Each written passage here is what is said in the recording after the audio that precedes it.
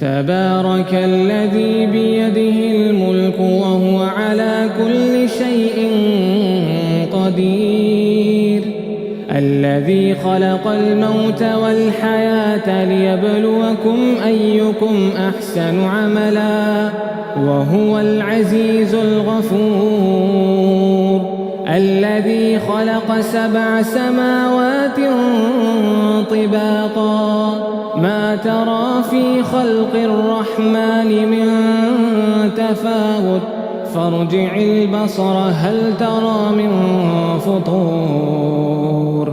ثم ارجع البصر كرتين ينقلب إليك البصر خاسئا وهو حسير ولقد زينا السماء الدنيا بمصابيح وجعلناها رجوما للشياطين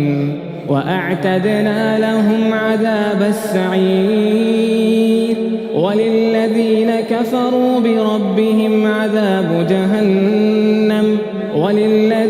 كفروا بربهم عذاب جهنم وبئس المصير إذا ألقوا فيها سمعوا لها شهيقا وهي تفور تكاد تميز من الغيظ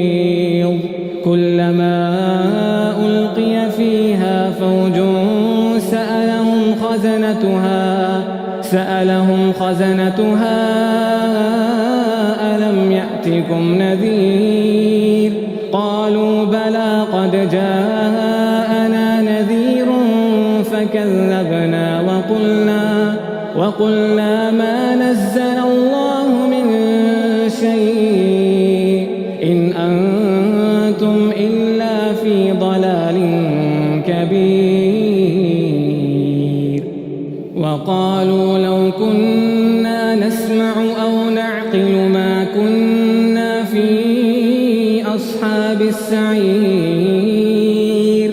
فاعترفوا بذنبهم فسحقا لأصحاب السعير إن الذين يخشون ربهم بالغيب لهم مغفرة وأجر كبير وأسروا قولكم أو اجهروا به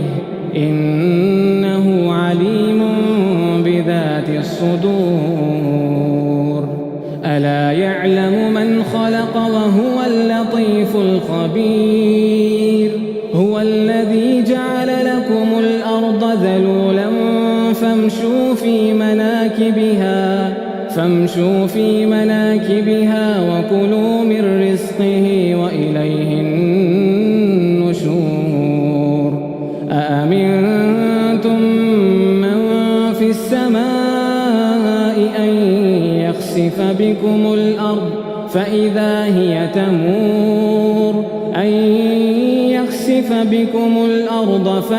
هي تمور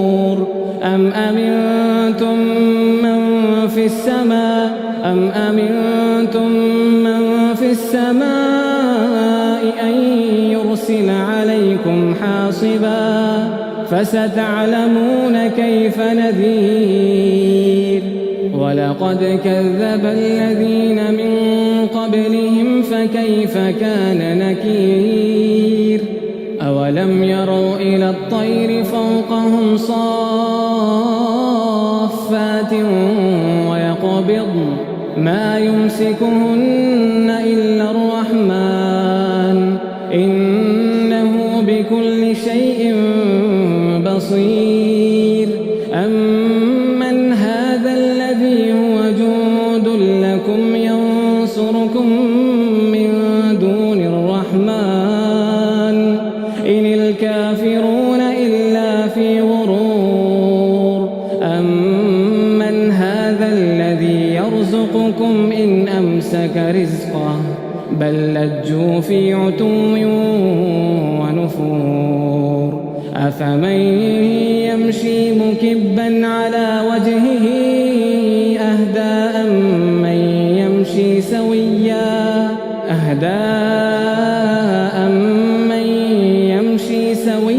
على صراط مستقيم قل هو الذي أنشأكم وجعل لكم السمع والأبصار والأفئدة قليلا ما تشكرون قل هو الذي ذرأكم في الأرض وإليه تحشرون ويقولون متى هذا الوعد إن كنتم صادقين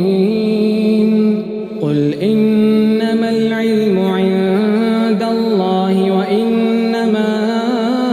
أنا نذير مبين فلما رأوه زلفة سيئت وجوه الذين كفروا وقيل هذا الذي كنتم به تدعون